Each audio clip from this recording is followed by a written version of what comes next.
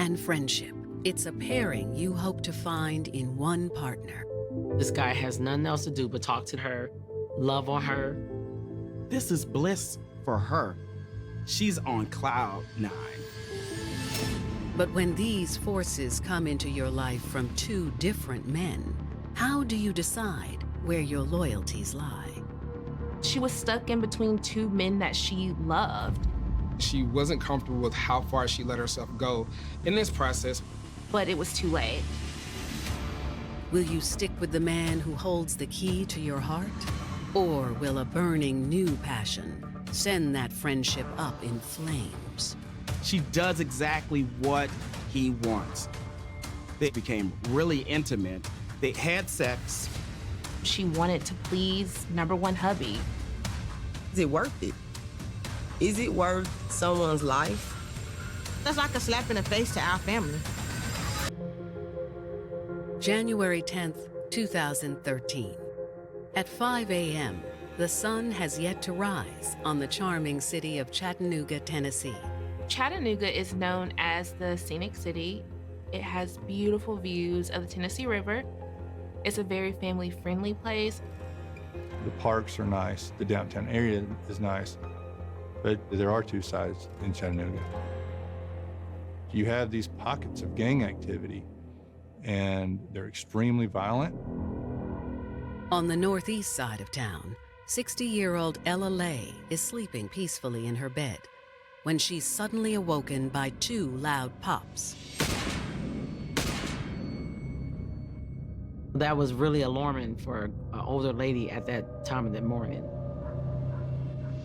She hops up, looks out the window, and she looks over at her granddaughter's home.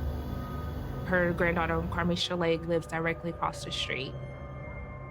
She see these two men leaving her granddaughter's house, so of course her fear and concern and worry over her granddaughter's safety has to be extraordinary. She quickly grabs her phone so she can call her granddaughter. But Carmisha isn't answering. This only heightened her fear that something terrible had happened to Carmisha. Seconds later, Ella hears her front door open. She's relieved when she sees that it's Carmisha, but Carmisha certainly isn't in her right mind. Her granddaughter busts through the house and is screaming bloody murder. She's petrified. Carmisha tells her that her dear friend, Edward Glenn Jr., had been shot at her home. The family, they know Edward. Miss Ella, she calls him her grandson. So at that moment, they were in a panic. And Ella decided to call the police. Carmisha and Ella are like, 911, get here now. They still feel like they can save Edward's life and are still hoping that he can survive. 28-year-old Chattanooga native Edward Glenn Jr. was known for his infectious sense of humor. He was just someone that you would like to be around, people person. You always could catch him in a joke. It could be the most serious moment, and my brother would find some kind of way to make a joke out of it. And you're like, dude, really? We started doing Sunday dinners because of him. He would always stand behind my mom like a big kid, and he'd be over the stove. He'd be like, we got green beans and dancing. We got macaroni. We got cornbread. Like, he just dancing because his mama fixed whatever he wanted. And he knew that. Whatever she fixed is gonna be good. But nothing brought Edward more joy than being a father. He had 5 children. They were all under the age of 10. He was an amazing father. He has a daughter that has autism, and he was so great with her. Like, just amazing. It's like being a father came natural to him. He was just always the protector. And when he became a father, it was times 20. He was always just making sure that they didn't want for anything, they didn't have to ask for anything. That was his main goal, to make sure that his family was happy. Edward worked hard to provide for the family he cherished. He did some manufacturing jobs. Like he would, work in the big tanks and stuff like that. But his ultimate goal was to become an electrical engineer. He had a love for science, and being an engineer to him was kind of like getting into stuff, and so he liked that. He was amazing, like so smart. However, Edward's upward trajectory would be tragically cut short.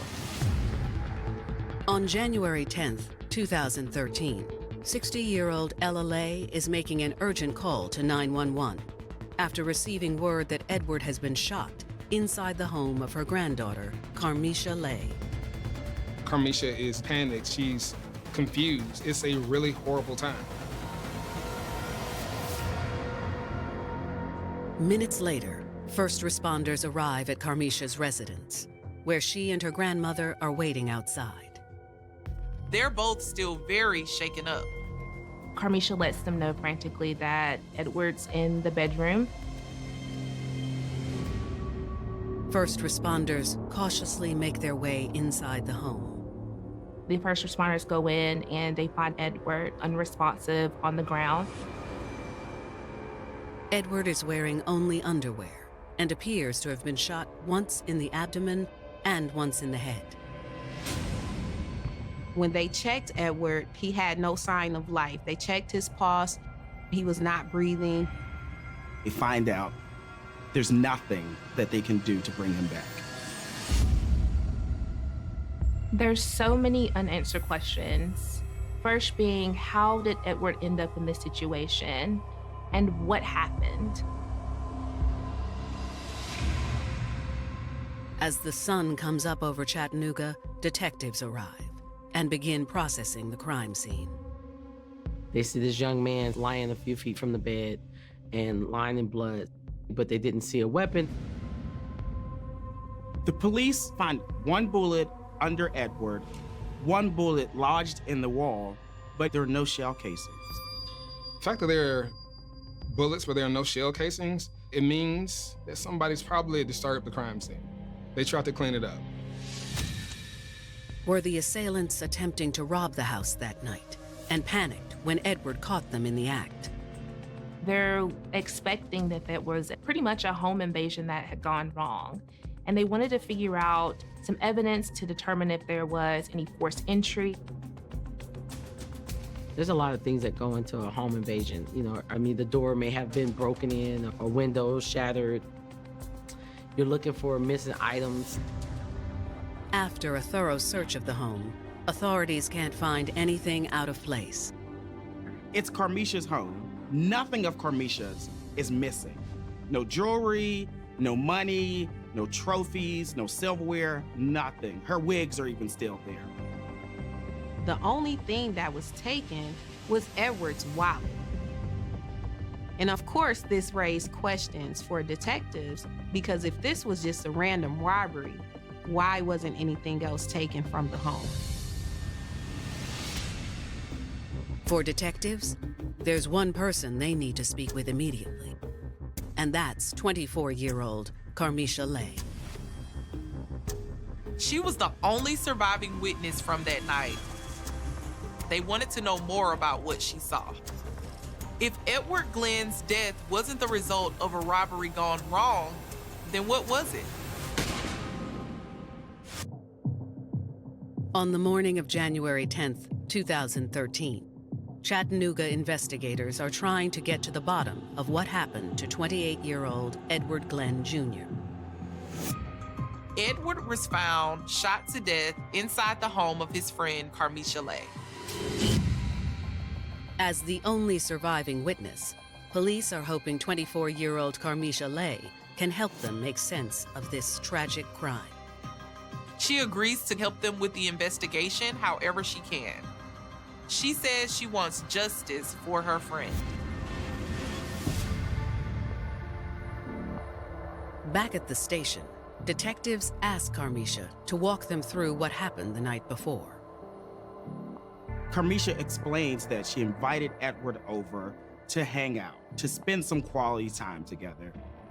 Carmisha and Edward were lifelong friends. They've known each other since they were 16 years old. They even dated on and off for years before officially calling off the romance in 2010. Edward showed up at Carmisha's place around midnight after getting off work. They hung out for a while, just talking and enjoying each other's company. She admits they smoked a little bit of weed. Carmisha says that eventually, old feelings began to resurface, and the two couldn't resist each other. One thing led to another. Things became romantic. Things became really intimate. They had sex. They ended up falling asleep and cuddling together. Until they were awoken by a sudden commotion. Two men came in. They had bandanas on. You couldn't see their face. They pushed Carmisha against the wall and held her by her throat. Meanwhile, the other assailant turned his attention to Edward. He went and he attacked Edward. He hit Edward multiple times with the gun, and he demanded money. Edward was willing to give them the money. He gave them the wallet. So Carmisha says she was completely shocked when one of the assailants fired his gun. They still shot him. You know, she was horrified. After that, the assailants fled the scene, and Carmisha knew she needed to get Edward help quick. That's when she ran across the street to her grandmother's house, and they made a call to 911. However, detectives have their suspicions about Carmisha's story. The assailants didn't harm her or take any of her belongings, which was odd. When a robbery takes place, there are some things that you expect. And in this situation, they were really puzzled how the robbers came in and they robbed Edward, attacked him, but they really didn't do anything to Carmisha. Carmisha is physically unharmed. Edward murdered, shot twice. This doesn't make sense. It's one of those things where you have to dig a little deeper. Just seems a little fishy. Detectives let Carmisha go for the time being, while they prepare to dig deeper into her story. Everything's just a little bit too perfect, too in line. And so they decide to subpoena Carmisha's phone records. Meanwhile, news of Edward's untimely death has started to spread. I received a phone call from my mom, and she just was screaming on the other end, and she said, "Your brother dead, your brother's dead." I'm like, it can't be true. Like, who would want to murder my brother? I'm thinking of 1,000 different things. Like, okay, my brother, he went to sleep and maybe he didn't wake up. That's what I was thinking because he has sleep apnea. It was not registering. When the reports from Carmisha's cell phone come in later that day, investigators' first lead begins to unfold. They see the text message between her and Edward. However, they find some more text messages that completely upheave everything. They find a text thread from someone that says, "#1 hubby." #1 hubby. This is suspicious. They start to read the text messages, and then that's when the plot thickens. It makes you like, wow.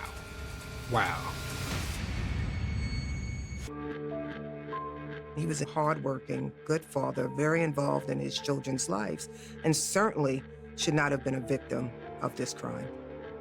You have to understand, especially in the Black community, a stable father figure is so very important. And when they're at a young age like that, the loss of their father is impactful. It will affect them for the rest of their lives.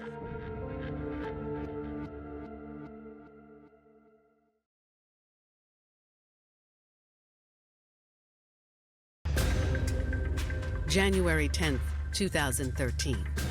Chattanooga investigators are starting to suspect that Carmisha Lay knows more than she's letting on about the murder of her ex-boyfriend, Edward Glenn Jr. The same night that Carmisha was allegedly having sex with Edward, she has text messages in her phone back and forth from someone named Number One Hubby.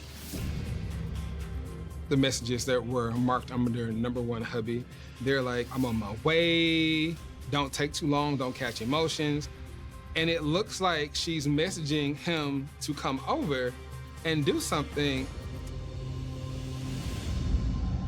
But around 4 a.m., it appears Carmisha had a change of heart. She sends a message to Number One Hubby saying that she and Edward have left the house. She no longer wants to be involved in this. She wants out. By then, investigators fear it was already too late. The Number One Hubby responds, letting Carmisha know that he and someone else were on the way. The text message read, "We're on deck, me and Donkey." What does this mean? Like, who's Donkey? Though the text messages don't reveal the real names of Donkey and Number One Hubby, police do at least have a phone number. They look at the number for Number One Hubby and they trace it back to a guy named Stephen Lester. Stephen has been involved in criminal activities for years. Armed robbery, assault, the list goes on. He was deemed a career criminal. He was also gang affiliated. How are Stephen and Carmisha Lay connected? Now that detectives know she's been lying to them, they decide to bring her in for another interview. When she arrives, she's expecting that this is just a traditional interrogation, and she sticks to her story, that everything that she told them that night, it happened. But police don't have time for any more of Carmisha's lies. The police show Carmisha, "We've seen your communication, ma'am." She cannot deny it anymore. So now she is having a change of heart. She breaks down in tears and she says she's gonna tell the truth. That's when Carmisha admits that Stephen Lester is her current boyfriend. So Stephen and Carmisha met back in 2010, shortly after she and Edward had broken up. However, he was incarcerated at the time. They started communicating while he was in jail for robbery for 2 years. This guy has nothing else to do but talk to her, love on her, give her all the right words and say all the right things to her. He can ride her all day, and it's somebody that when she lays her head down at night, she knows where he's at at all times. When Stephen was released from prison in 2012, Carmisha couldn't wait to finally be with her man in person. After 2 years of doing the emailing, the visitation, the phone calls, Stephen is out of jail. This is bliss for her. She's enjoying that her man is with her now. She's on cloud 9. Love at this stage is precious, it's fun, it's exciting. It's a drug, a literal drug of choice. She's introducing him to her family, her friends, yes, about building a life together. The fantasy of a relationship with Stephen is now reality. Like, her endorphins are like sky high out the roof. But it wasn't long before Carmisha realized Stephen wasn't ready to leave his old life behind. The problem is, oftentimes, once you begin on that path of crime, it's a continuing downward spiral. After 30 days, not even a full month, she finds out that Stephen is still in those streets. He still is about the game, and he wants quick money fast. And he expected Carmisha to help him get it. She wanted to ride for her man, and she was willing to do anything to make sure that he stayed by her side. In January of 2013, Chattanooga police are sitting down with 24-year-old murder suspect Carmisha Lay for the second time. When they first interviewed her, Carmisha denied knowing who attacked her friend, Edward Glenn, on the night that he died. Now, Carmisha admits that was all a lie. She's finally admitting that her current boyfriend is involved, and she's explaining to detectives what happened. According to Carmisha, her ex-con boyfriend was still up to his old ways after being released from prison for just 1 month. He told her that he needed some quick money and he needed her help to get it. The faster the better, and he doesn't care how he gets it. He decides that her good friend, Edward, who he believes is a drug dealer and has extra money, is somebody that can give him the money that he needs. Edward wasn't a drug dealer, but he kind of was known a little bit, for having money. It was just supposed to be, oh, he's an easy target. He's an easy person to get some money off of. Stephen told Carmisha she could seduce Edward to get him to let his guard down. What was the plan? Carmisha was planning to invite Edward over the house to have sex, to have a good time. Why? Because number one hubby was going to rob him. Stephen knew about their history. He knew they were on again and off again. And so he figured, she would be the right person to get this job done. And he promised her that nothing was going to happen to Edward. He was just going to take her money. She was stuck in between two men that she loved. And at that time, she wanted to please number one hubby. She wanted to ensure that Stephen was happy.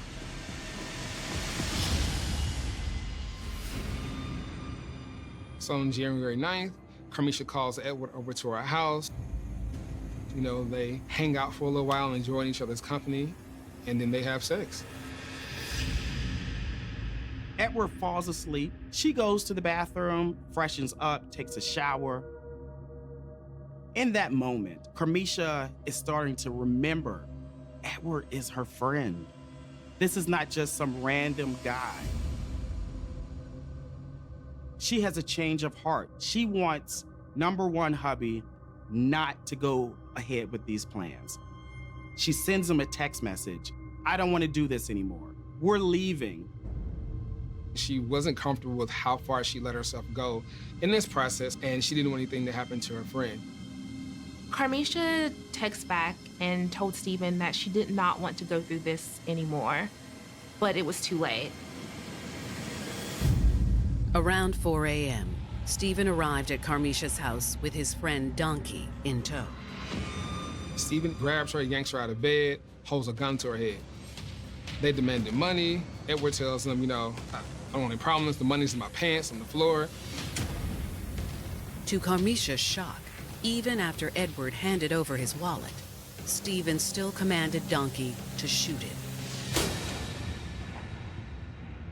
He shoots him once in the abdomen and again in the head. Carmisha says after that, Stephen and Donkey left without saying anything. She's looking around trying to figure out how she ended up in a situation like this. He shakes him, checking him out to try to see if he's okay, but he's not responding. He's bleeding out on the floor, and that's when she runs across the street to her grandmother's house. Carmisha tells detectives she deeply regrets what has transpired. This is someone she's known for nearly 10 years of her life. When she's known this guy, Stephen, literally in person, for 6 weeks. It just doesn't make sense, but it also shows the power that he had over her. Women find themselves in these type of situations because they fall in love with these men that love bomb them. They manipulate them and begin to play mind games with them and have this possession or control. And at some point, you start acting out or doing things you would never do in this name of love. Carmisha realized things went too far and pretty much admitted everything she needed to admit to the detectives. However, Carmisha insists she has no idea where Stephen or the masked companion she only knows as Donkey could be. She says that she hasn't spoken to either of them since the crime went down. The police put a bolo out for Stephen. They look at his address to see if he's there. Unfortunately, he's not an easy person to locate. He's not at any of his known addresses. Before they can find Stephen, he finds police first. To their surprise, Steven shows up to the police station. He says, yeah, my friends told me that you're looking for me. Arrogant, confident, big chest. And Steven hits investigators with an unexpected curveball. Stephen Lester surprisingly has an alibi for both January 9th and 10th. I was with my girl. He says, I'm with my girlfriend. They're like, okay, well, Carmisha, we talked to her. And he's like, no, I'm talking about Nadia. Who is Nadia?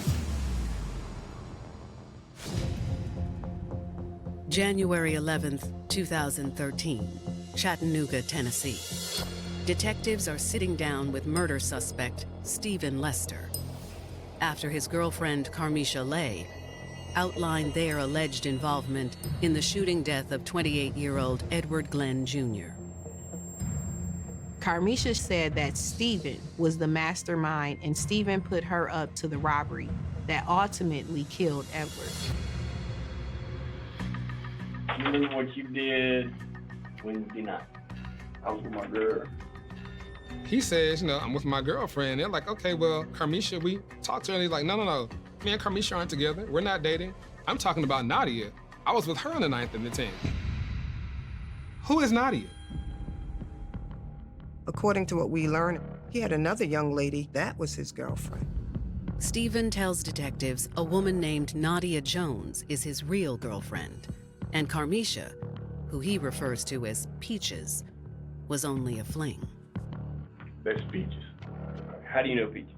We don't for y'all. Okay, but nothing. Nah, nothing serious. Y'all weren't ever. Nah, never together. No. He denies the relationship. It doesn't exist. The police are now confused. They're questioning, is Carmisha telling us the truth? Is she lying? Detectives decide to keep Stephen in custody while they reach out to his supposed girlfriend, Nadia Jones. I appreciate you. Why gonna put me in some crime? Right. Nadia shows up at the police station. She says, yes, I am Stephen's girlfriend. Yes, Stephen was with me on the 9th and the 10th. We were together the entire time. Stephen Lester surprisingly has an alibi for both January 9th and 10th. And so the authorities are kind of like, what's really going on here? Investigators aren't willing to take Nadia's account at face value. Chattanooga police, they have some very, very savvy police officers. So they turn the heat up. They push her a little bit. When they said that you could be an accessory to this murder if you don't tell us the truth, she folded. She told investigators that Stephen Lester actually was not at her home at January 9th and that he didn't arrive until January 10th, way later in the morning. When Stephen showed up at Nadia's house, Stephen, he was nervous, he was acting just abnormal, and Nadia knew something was wrong.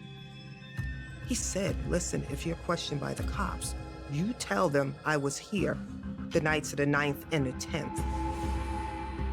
Stephen, from what I can see about him, he seems to be a very powerful and controlling young man. He's able to convince these women to do the craziest things in his behalf.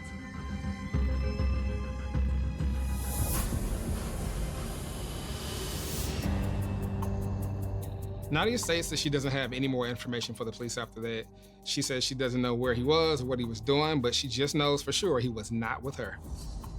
It's a fact that's supported by the text messages between Carmisha and Stephen that night.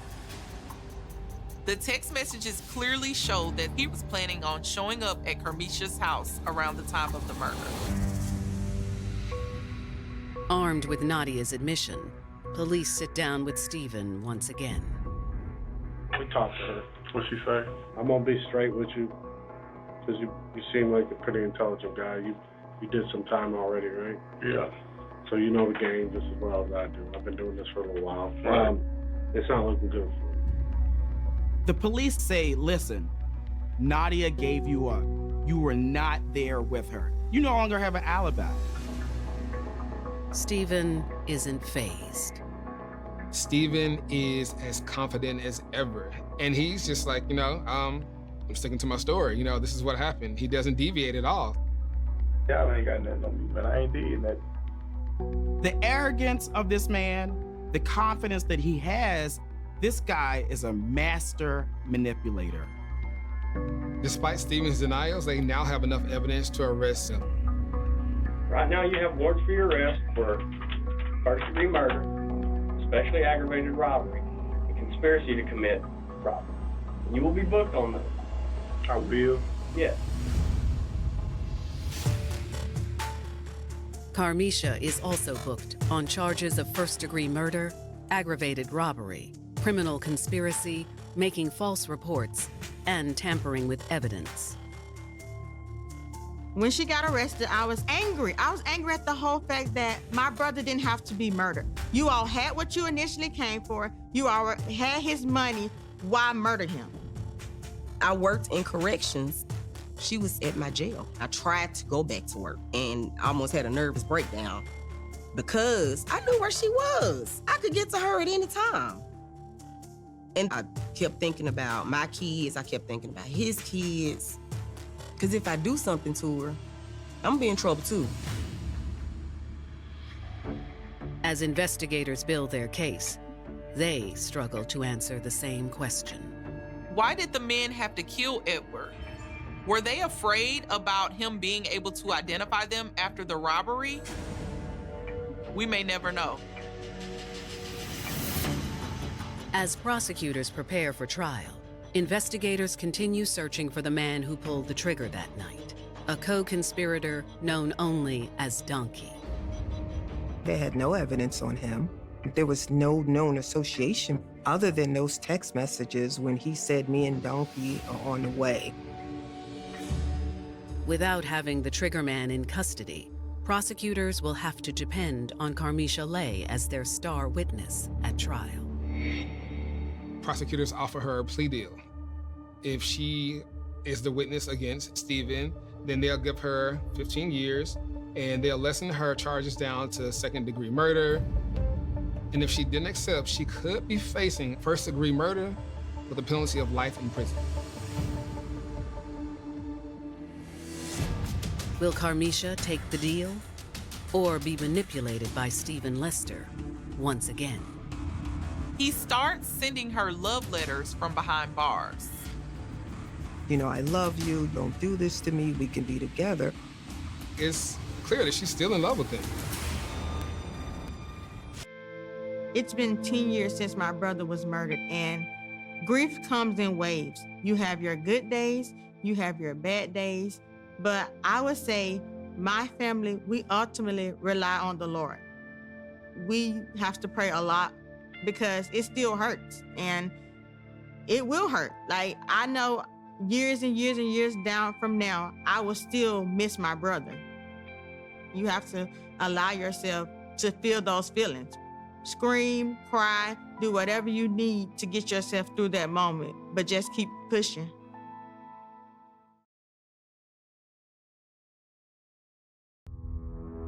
Winter 2013, Chattanooga, Tennessee. After setting up her friend of 10 years, Edward Glenn, for a violent death, 24-year-old Carmisha Lay must now consider turning on another important man in her life, her boyfriend, Stephen Lester. Prosecutors offer her a plea deal for second-degree murder and 15 years in prison if she'll testify against her boyfriend at trial. If Carmisha doesn't take the deal, she could be facing a first-degree murder conviction and a lifetime behind bars. You have to make a decision. Is it going to be me or him? Am I going to take life in prison, or am I going to at least have an opportunity to have some life and give him up? This is a man that hadn't even been faithful to her after all the trust she put in him. He had another woman on the side all along. As if the decision isn't hard enough, Stephen finds a way to up the stakes for Carmisha. Remember years ago they were doing love letters? They're still doing that to this day.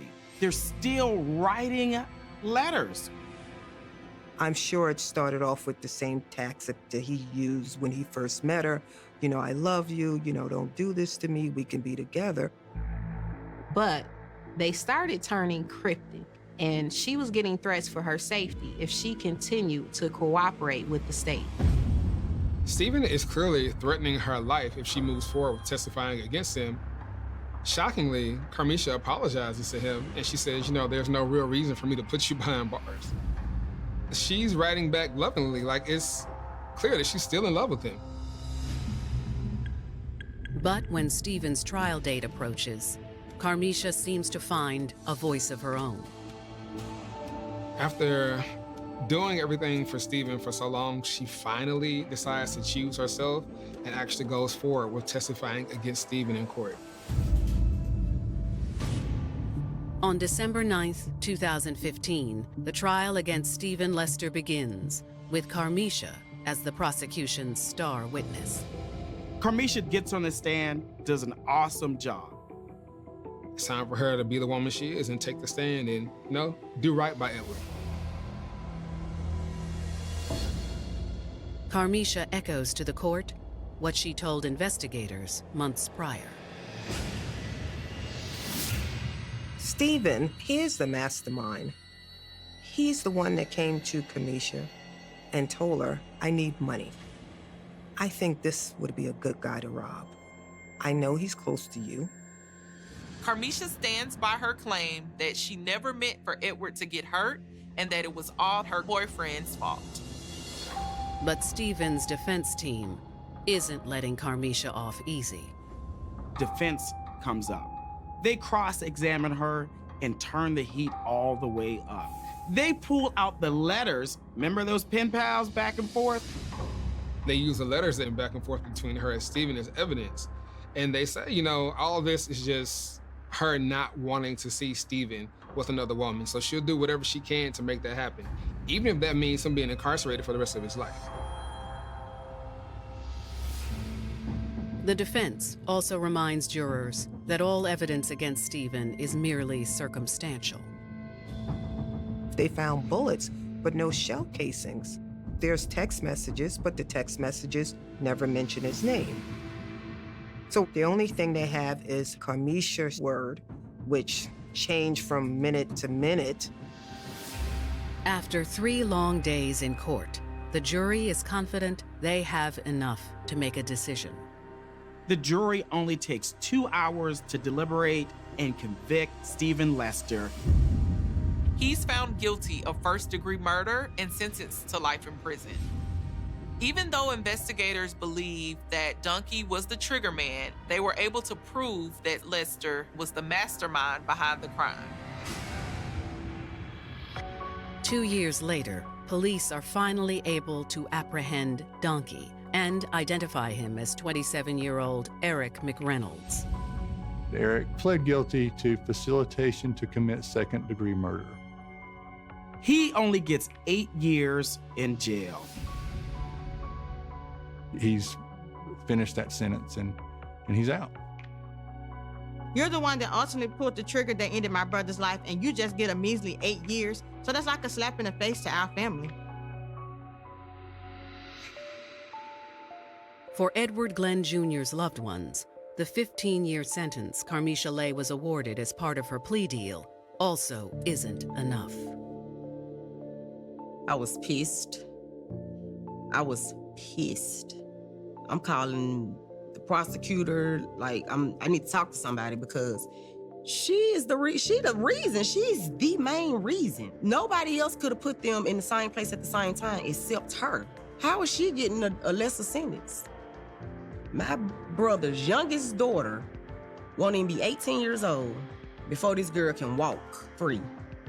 And y'all think that's okay? Carmisha has to look back and be like, this was a man that I've known since I was 16, and I was part of his murder. This is going to haunt her for the rest of her life. Carmisha Lay, she was all about her man. No matter what the consequences were, she was willing to do anything for Stephen. Is it worth it? Is it worth someone's life? Everybody lost in this situation. My brother lost the most because he lost his life. But you're in prison now. If somebody really loves you, they're not going to ask you to do something that would destroy your life or destroy someone else's. Love does not destroy, it creates, it protects, it produces. When a man showers you with love, adoration, and attention, it can feel like you're invincible. You want to do anything to keep that feeling alive. And if you let love take your life off the rails, it can send you crashing towards fatal consequences. Jamaican national Jean Brown comes to the United States looking for the American dream and thinks she finds it when she meets a successful businessman. This woman came from a tiny little hamlet in Jamaica and wound up making $1 million a month. But that's nothing compared to the price Jean pays to show she can be just as ruthless as her man. Carl and Jean together was a deadly combination. And later, Rochester, New York single mother Natalie Johnson falls hard for a man with a criminal past. Get out of the car. Jarrell hung around a rough crowd. He was known to be the instigator of the group. And when his need for cash pushes him back to what he knows, he makes sure to take Natalie along with him. They wrapped her up in a carpet, put her in the blue bin, and dumped her in a ravine. Natalie went along with Jarrell to the very end, because at some point along the way, the kindness factor turned into a monster factor as well. Where's the money? Hoping to escape poverty, 24-year-old Jamaican national Jean Brown comes to the United States in search of a better life and a way to provide for her family. She left behind her mother, sister, 3 children, a son and 2 daughters. She figures that her life and the life for her children is going to be better if she can make some money. Desperate to provide for her family back home, Jean and her determination land in Miami, Florida, penniless and with no job prospects. When she even came to the U.S. from Jamaica, Jean worked all kind of dead-end jobs. Nothing really came together for her. She struggled a bit. But she finds refuge in Miami's Jamaican community, and the camaraderie only strengthens her resolve. When people are in a surrounding or some sort of a town where they're not a native of that particular place, they find solace in someone who has a similar origin or background. Jean eventually lands a position as a dispatcher for a local trucking company. The job of dispatcher is to keep track of where the trucks are, take orders from customers, and make sure that things are delivered as required.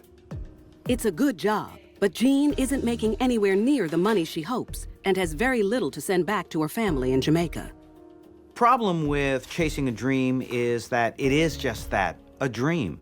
A lot of people are running away from poverty or a bad relationship, looking for new opportunities, but a lot of times they don't have a coherent plan as to how to achieve the things that they really want, what it is that they really want to achieve.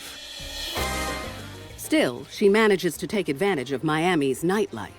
In the early 90s, Miami was the place. I mean, it was fun, there were clubs, it was just an untapped land where anything goes, and people were doing very well for themselves. And it's at one of the clubs where Jean meets fellow Jamaican Carl Smith. He's good looking, he takes an interest in her, he's got that thing that attracts people of like minds. Okay, so what do you do for a living? And he's got another thing that Jean finds irresistible: money. He was a drug dealer, marijuana. He was making fistful of cash, and that was very attractive to her.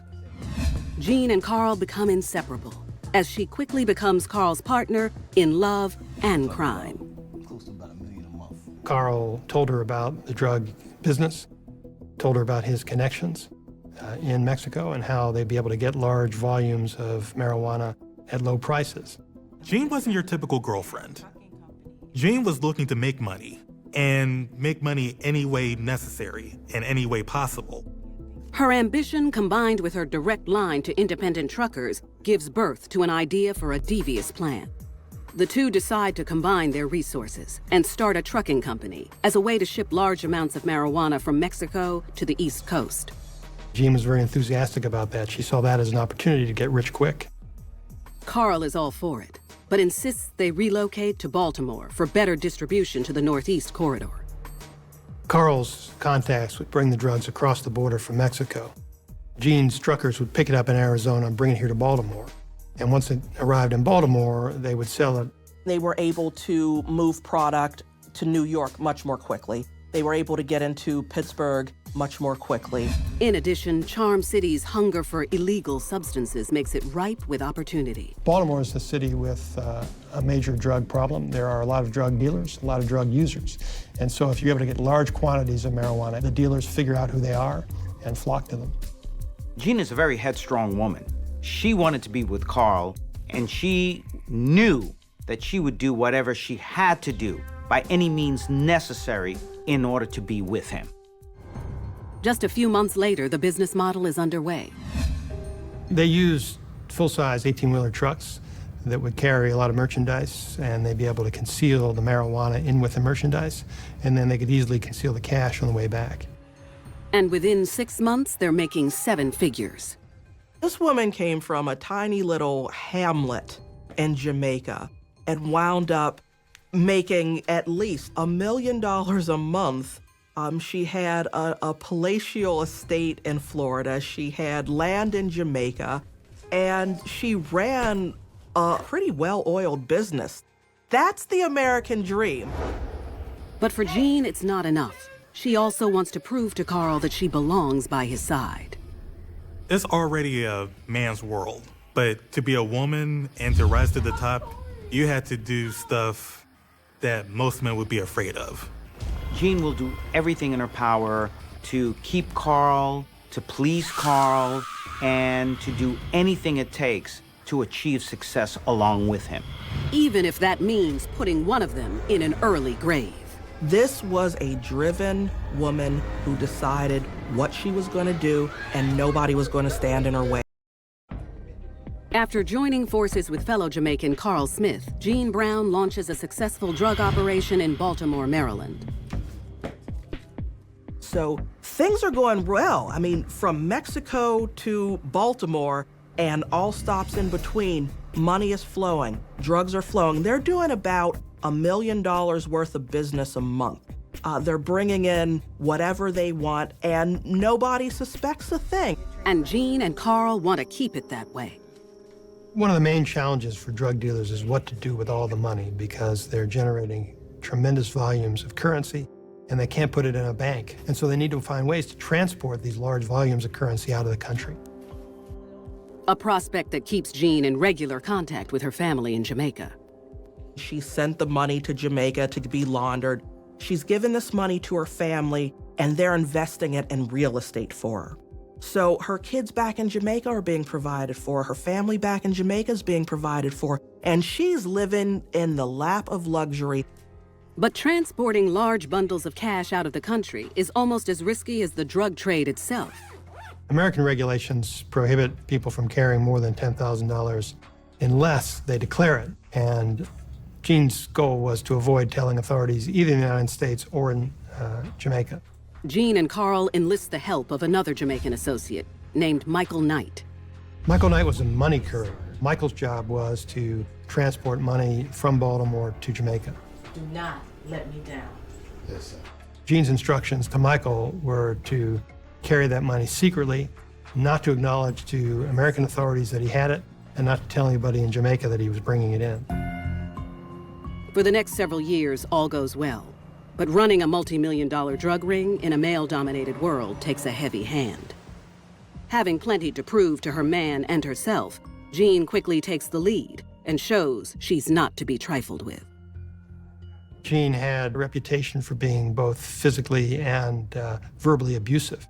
And so if people crossed her, she would let them know, sometimes very aggressively. Jean was nobody's plaything. She was not a girlfriend. She was not a piece of fun to be had. She was an equal, at least, and a superior to a bunch. She had to make that known. She did make that known. In Carl, Jean sees someone who's around the same age as she is. He's a risk taker and he's successful at it, just as she is.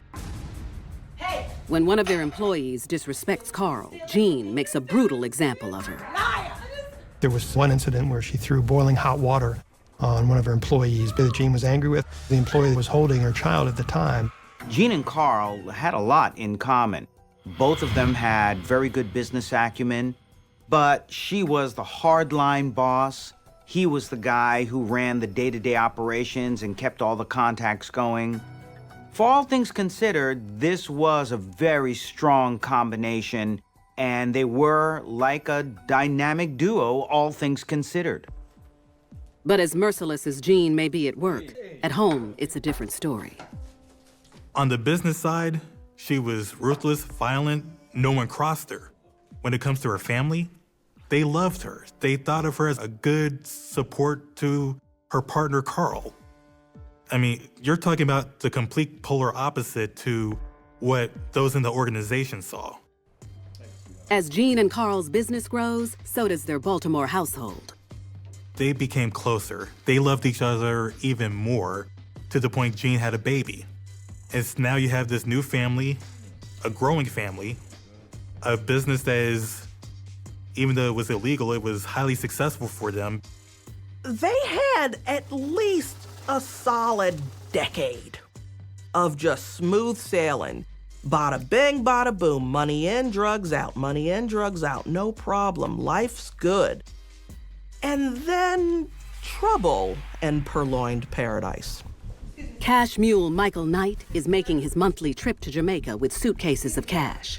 A trip he has made countless times. But this time, he catches the eye of a vigilant Jamaican customs agent. On this one occasion, Michael was caught and arrested in Jamaica with $565,000 in cash.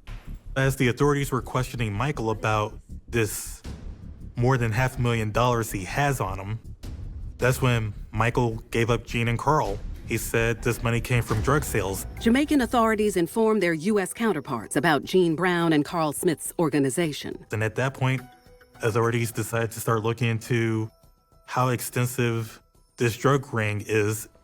At the United States' request, Jamaican officials released Michael Knight as not to raise suspicion with Jean and Carl. He returns to Baltimore and tells his employers the money was seized. But, as instructed by them, he refused to claim it. Jean, who says, cost of doing business, lost $500,000, okay. Drug organizations recognize that from time to time, their drugs are going to be intercepted. From time to time, their money's going to be intercepted. You know what? Just go. Even though the money was missing, Jean had no reason not to trust Michael Knight. After all, Carl trusted him. But more than anything else, this was a hardline boss. I mean, she was ruthless. And so she felt that she had Michael Knight under her thumb. Everyone was afraid of her, including Michael Knight. Why would he lie to her? But almost a year to the day after costing Jean and Carl $500,000, Michael comes up short again. $250,000 short. Jean had entrusted Michael with $1 million that she wanted him to hold, and he only returned $750,000. So Jean wanted to find that missing $250,000. When Jean confronts Michael about the missing cash, Michael refuses to tell her what happened to it. If a courier is caught by law enforcement takes the money. That's an explanation that the drug dealers can accept. And so when Michael came up short and had no explanation, that really angered Jean. Carl asks Jean to take care of Michael, and she takes her payback to a gruesome extreme. If Carl wanted something done, Jean made it happen. Carl didn't have to worry about anything. Carl's job was actually easy. Jean was the one who carried out Carl's bidding. So Michael was kidnapped, just swiped off the streets of Baltimore, out of nowhere. It was Jean's enforcers. They take him outside of the city to an area called White Marsh, take him to an apartment there. Carl Smith is there. Couple goons are there. Jean is running this. She has Michael Knight tied up with a phone cord. I didn't take your money. I didn't take your Jean is interrogating him. Where's my money? Where's my $250,000? And she wasn't getting any answer, any satisfactory answer. That's when Jean's anger turns to uncontrollable rage.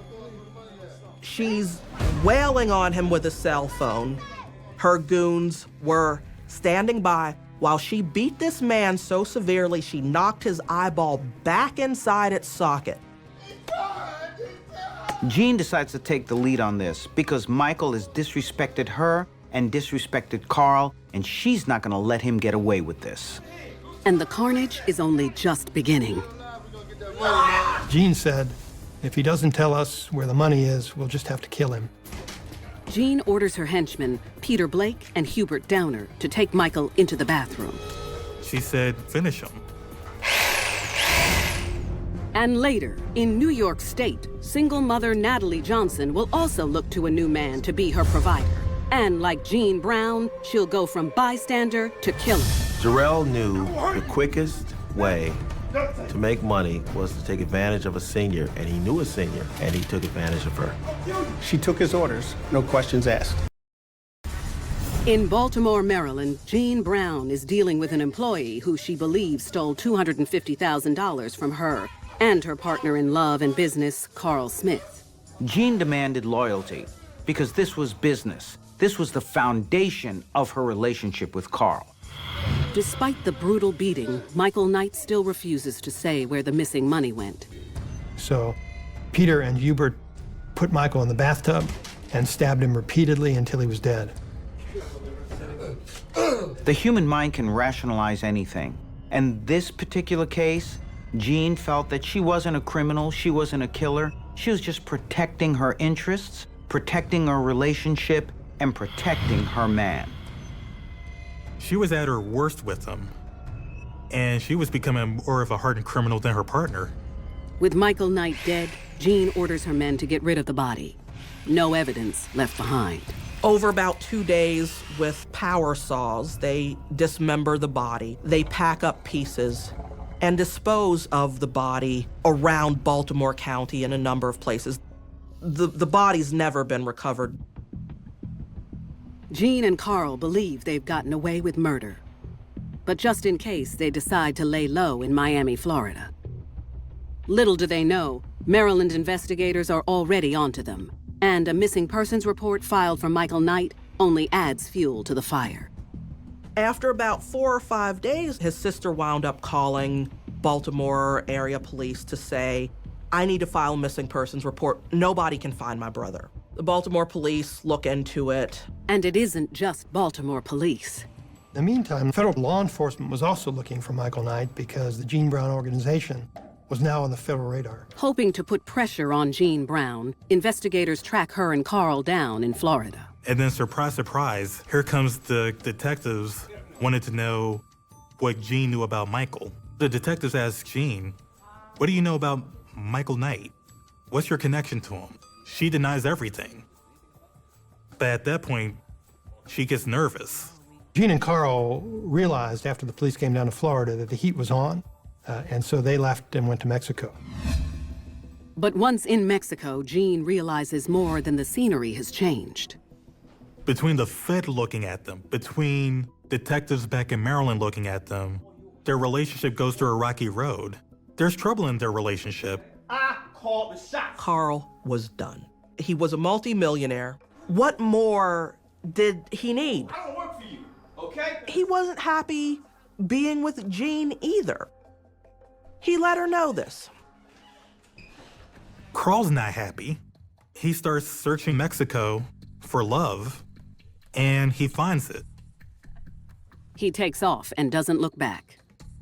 And Jean said then, oh no, you don't leave Jean Brown. But it goes beyond a lover's betrayal. Jean worries that if she loses Carl, his Mexican cartel connection goes with him. Jean didn't want to let that happen. She had a very successful and very lucrative marijuana business, and she wanted to keep it going. So she goes to the Mexican connections. Now keep in mind, these are the same connections Carl introduced her to not too long ago. Jean saw this as the ultimate betrayal. This is a woman who saw everything as her and Carl, just the ultimate relationship. And now, if he's not with her, well, in her mind, he's against her. And the next day, Carl is mysteriously assassinated on a lone Mexican highway. And what wound up happening is that Carl Smith and his new paramour were in a car, and goons shot Carl Smith dead in front of his girlfriend. She got shot 4 or 5 times through the arm, and they left her for dead. She wound up living. Jean Brown made her point. The next day, Jean returns to Miami to run her drug empire, which is now hers and hers alone. But the FBI has been busy while she was away. They connected with her associates, and one by one, they coughed up Jean Brown without hesitation. And by the time Jean gets back to the United States, the feds had the case that they needed against her, not just for the drug ring, but for Michael Knight's murder. She's arrested for numerous drug activities and for the first-degree murder of Michael Knight. She went to trial and was convicted of the conspiracy to engage in murder, kidnapping, drug distribution, and racketeering. 15 years after coming to America, Jean Brown is sentenced to life in prison. Well, I think Jean has learned that crime doesn't pay. Ultimately, you're going to get caught. The drug business is a business with no future. At the end of the day, they started with nothing, she ended with nothing. She's probably lamenting, if anything, that the reason for it all is gone. She can't provide for her family in Jamaica. Her children don't have a mother, and everything she worked for has been seized. So, was it worth it? Probably not. Sometimes two people don't bring the best out of each other, and that was definitely the case with Jean and Carl.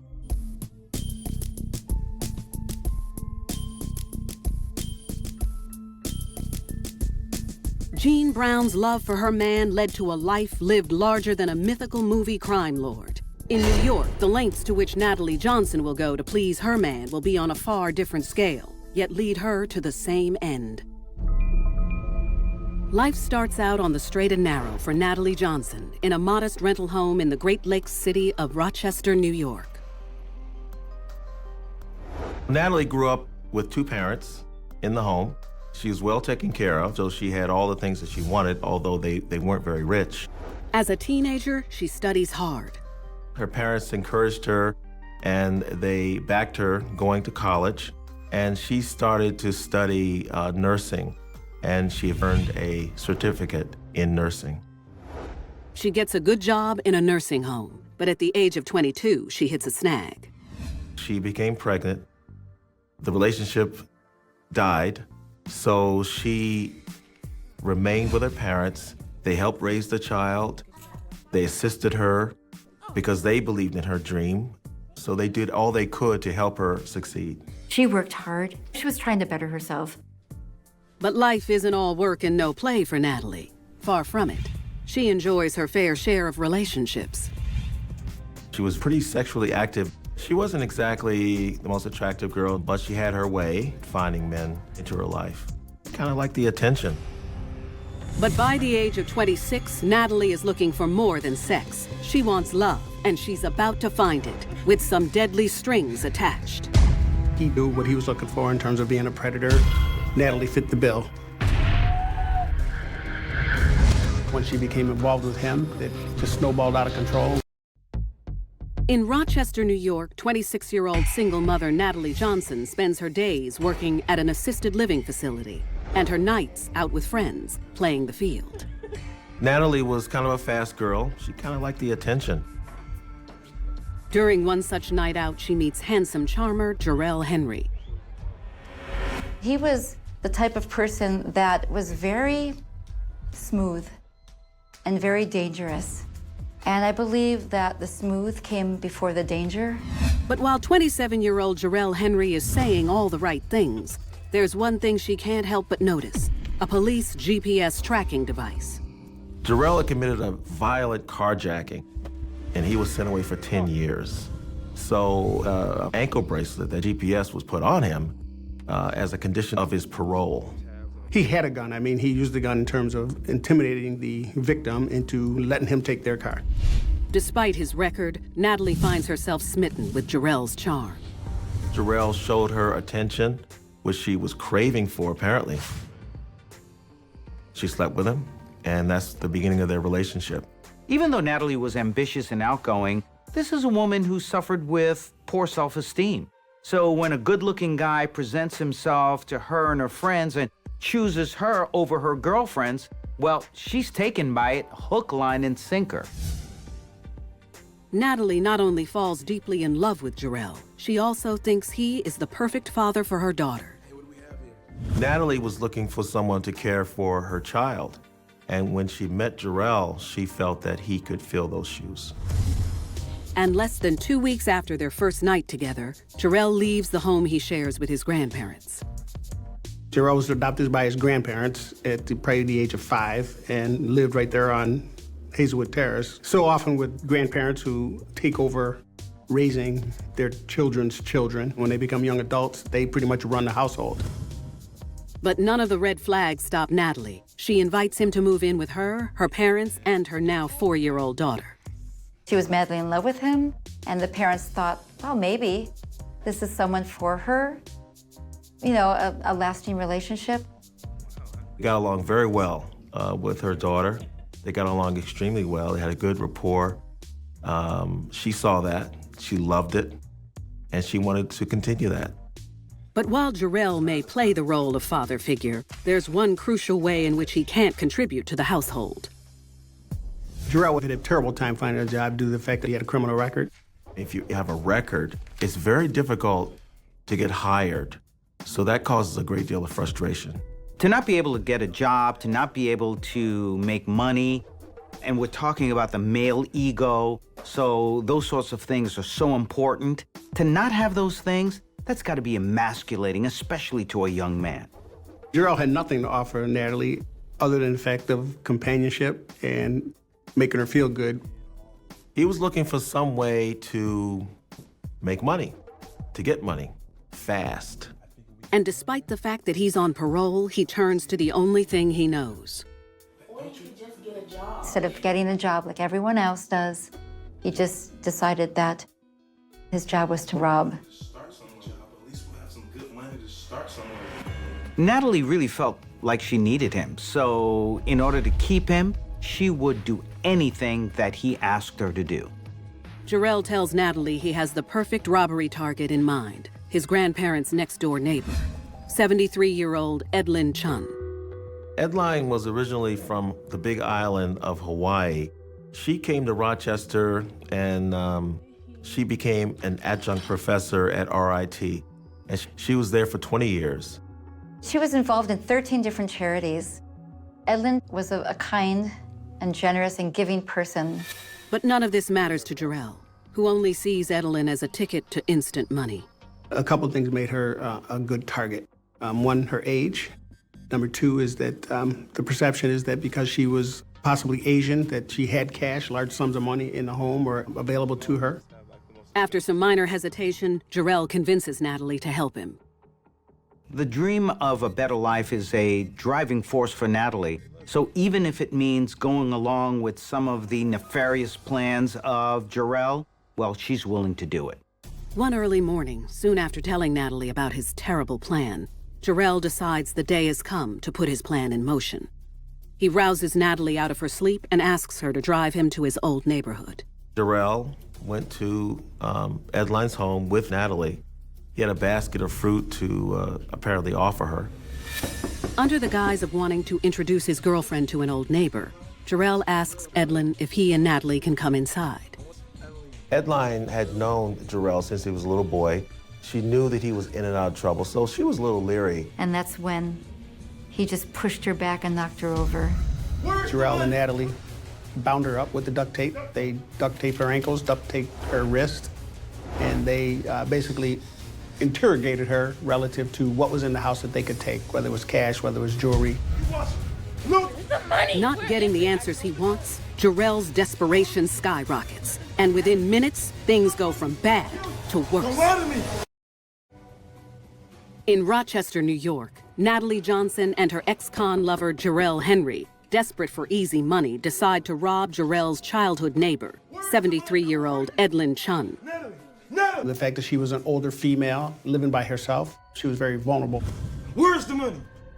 The moment he walks into the house, Natalie knows this isn't the Jarrell she once knew. This is a guy who's in charge, who's going to do whatever he has to do, and now she's so scared that she will follow whatever commands he gives. After knocking Edlin down, the pair gets to work implementing their plan. While Jarrell was restraining Edline, he told Natalie to search and see what she could find. I think she found some jewelry or something like that, but I guess not everything that he wanted or everything that he thought was there. They're somewhere in this house. Where are they? Natalie is a caretaker, and so she really believes that once Jarrell does what he has to do, then they're just going to leave and everything will be okay. Jarrell went searching. He went everywhere, and he also went up into the attic and apparently found a .22 caliber rifle.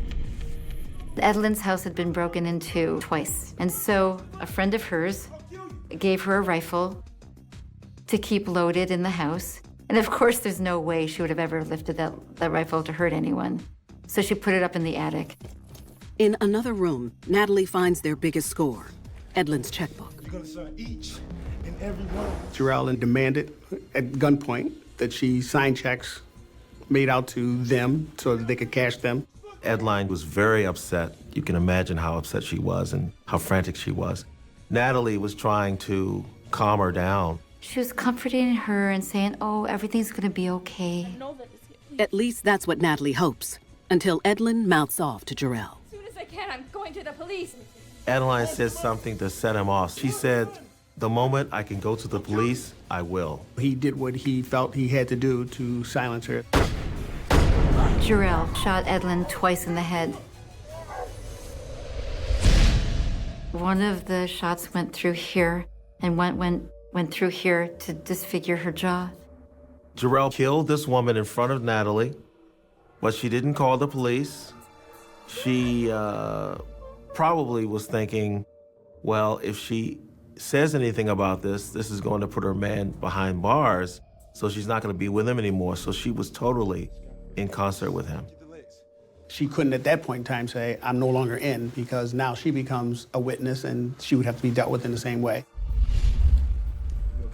Natalie sees the man she loves, the man who she feels could be a father to her daughter, actually kill someone. So now, in her mind, in her body, she just goes totally numb. She is frozen with fear, while Jarrell gets to work covering their tracks. They were very careful about making sure that they cleaned up behind themselves. They used plastic gloves. They were pretty sure that no one saw them come in and out of her residence. So they were very sure that they had done a good job. He's already got plans for the almost $20,000 in cash from the pre-signed checks. Jarrell calls up two friends. He offers them $10,000 to help them dispose of the body. They wrapped her up in a blanket, and they had put her body into this plastic bin. And eventually what they did was they took the bin to Tryon Park, which is a kind of remote area in Rochester with a lot of ravines. Once there, the gang dumps Edlin's lifeless body like a piece of garbage. And what had happened was that she had come out of the bin. The bin had stopped on a ledge, and her body had ended up down below. After that, they left. Jarrell then paid off his friends with one of those checks. Cash this check immediately. Jarrell and his friends part ways, and he and Natalie return home as if nothing had happened. No one saw anything. Natalie is really stuck between a rock and a hard place. There's nothing that she can do about this right now. Bottom line is, if he goes down, she goes down. And then she loses her dream. She loses her man. She loses her freedom. The next night, Natalie goes to work at the nursing home, while Jarrell returns to his old neighborhood and steals Edlin's car. Little do they know that 3 days after their crime, workers in Tryon Park find Edlin's lifeless body and call the police. She was wearing a sweatshirt that had Rochester Works over the front. So they went to that business and asked who might have that sweatshirt. They said there was board members only who were given those sweatshirts. They had a photograph of Edlin at the scene of where she was dumped, and one of the employees there identified her as Edlin. They were able to determine where she lived based on their information. Looked at the house. They couldn't figure out, why in the world would someone kill this RIT professor who was so instrumental in helping people in the community. They did notice that her car was missing, so obviously they put out a bulletin to be on the lookout for her car. Jarrell and Natalie think they've covered their tracks, but Jarrell's impulsivity will be their ultimate undoing. He was dead set on committing this crime and totally forgot that he was being tracked every inch of the way. 26-year-old Natalie Johnson and her boyfriend of 2 weeks, Jarrell Henry, believe they've gotten away with the murder of 73-year-old Edlin Chun in Rochester, New York. It's amazing to me that someone, after doing such a horrific act of murder, could just go back to their home and pretend nothing happened. After the crime, Natalie felt more attached to Jarrell. After going through this heinous crime from the beginning to the end, she felt even closer to him and felt more attached to him because they had done this together. But police are hot on their trail. What they didn't realize was once they dumped her body down this ravine, her body came out the bend and her body was exposed. As the chief of police, I had 15 to 20 people come to my office demanding that we solve this crime due to the fact that they wanted to see justice brought to Edlin. In addition to putting out an APB for Edlin's car, they go door to door, asking if anyone saw or heard anything unusual over the past few days. In doing a neighborhood check, they were able to determine that one of the neighbors was Jarrell. They made the determination that he had just been released from prison and was on parole and had been released to that house at next door. Police decide to check Jarrell's tracking device, something he seemed to forget all about. And the way that they knew that he was involved in this whole thing was that ankle bracelet, that GPS. It tied him to Edline's home. It tied him to Tryon Park. And the same GPS device that is used to tie him to the murder also leads police right to Jarrell's whereabouts the next night. Jarrell was arrested driving Edline's car. He had her cell phone, he had $10,000 in cash, and even the .22 caliber rifle. Jarrell was charged with murder 1 because with depraved indifference to another person's life, he took that life. He doesn't rat out Natalie, and she might have gotten away with murder, except she told a friend about her role, and he goes straight to the police. Days later, she's picked up by authorities and booked. Natalie lost a great love, Jarrell, and she knows that if she goes to jail, she's gonna lose her daughter too. So she's gonna say whatever she has to say in order to stay out of jail. Natalie was charged with murder 2nd, which means that she was present when a person not involved in the crime was killed. Facing life in prison, she's offered a plea bargain, a shorter sentence if she testifies against Jarrell Henry. But she rejects it. Natalie would not turn on Jarrell. She would not be a witness against him. She was still standing by her man. But Natalie's insistence to stand by her man only results in her own trial 9 months later. Natalie claims she was sleeping the whole time of the crime. The jury doesn't buy her story, and Natalie Johnson is sentenced to 25 years to life.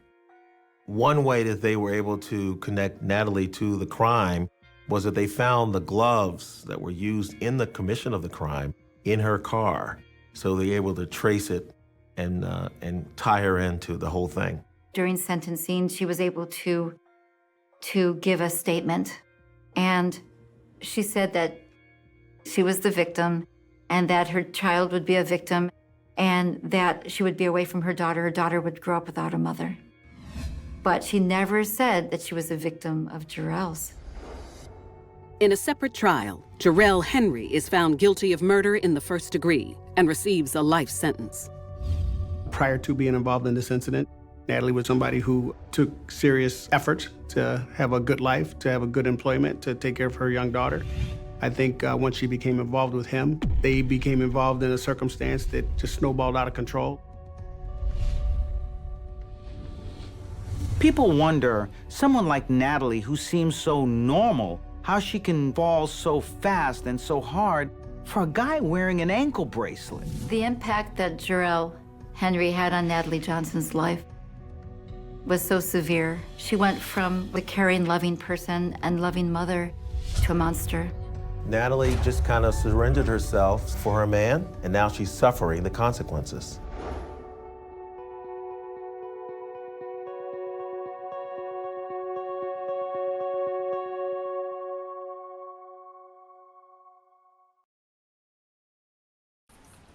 All right, guys, thank you very much for coming today. I have called you for a very special thing. We have an event day after tomorrow, and Khushi, you will make the necessary arrangements. Khushi, Yeah, sure, sir. you seem a bit off today. Everything is good, sir. Don't worry, I will do. All right, I am counting on you. All the very best.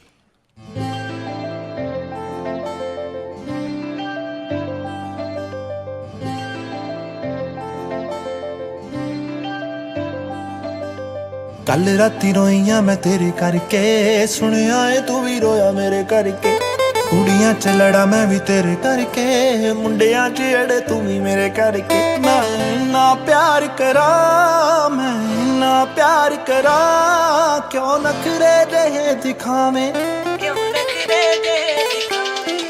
ਇੰਨਾ ਨਾ ਸਤਾਇਆ ਕਰ ਮੈਨੂੰ ਮੇਰੀ ਜਾਨ ਨਿਕਲ ਨਾ ਜਾਵੇ ਮੈਂ ਜਦ ਵੀ ਕੁਝ ਬੋਲਾਂ ਤੇਰਾ ਨਾਮ ਬੁਲਾਂ ਤੇ ਆਵੇ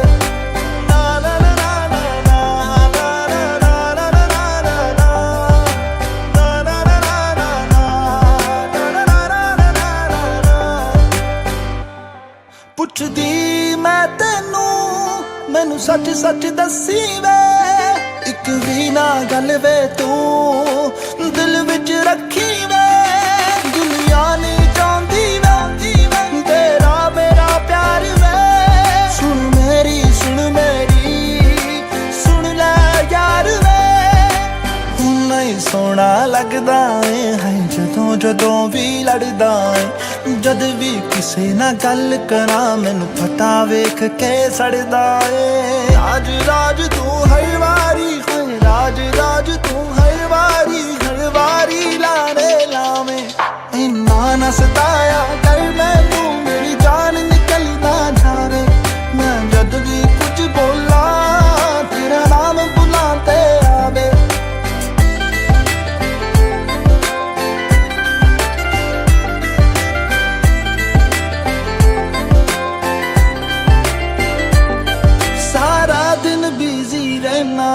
ਤੂੰ ਯਾਰਾਂ ਦੇ ਨਾਲ ਬਹਿਨਾ ਏ ਤੇਰੀ ਦੂਰੀ ਤੇ ਮਜਬੂਰੀ ਦਿਲ ਮੇਰਾ ਏ ਸਹਿੰਦਾ ਏ ਕਿੱਥੇ ਜਾਵਾਂ ਨਾ ਜਾਵਾਂ ਹਰ ਇੱਕ ਗੱਲ ਮੈਂ ਪੁੱਛਦੀ ਆ ਮੈਨੂੰ ਕਦੇ ਮਨਾਉਂਦਾ ਨਹੀਂ ਤੂੰ ਮੈਂ ਕਿੰਨਾ ਰੁੱਸਦੀ ਆ ਮੈਨੂੰ ਚੰਗਾ ਲੱਗਦਾ ਏ ਭਾਵੇਂ ਸਿਰ ਮੇਰਾ ਤੂੰ ਖਾਵੇਂ ਇੰਨਾ ਨਾ ਸਤਾਇਆ ਕਰ ਮੈਨੂੰ ਮੇਰੀ ਜਾਨ ਨਿਕਲ ਨਾ ਜਾਵੇ ਮੈਂ ਜਦ ਵੀ ਕੁਝ ਬੋਲਾਂ ਤੇਰਾ ਨਾਮ ਬੁਲਾਂ ਤੇ ਆਵੇ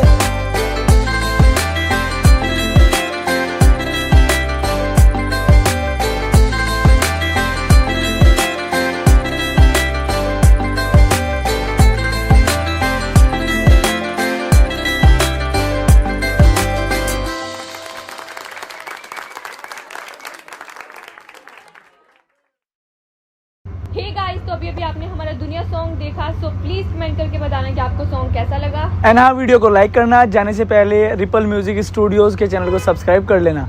thank you, bye bye everyone.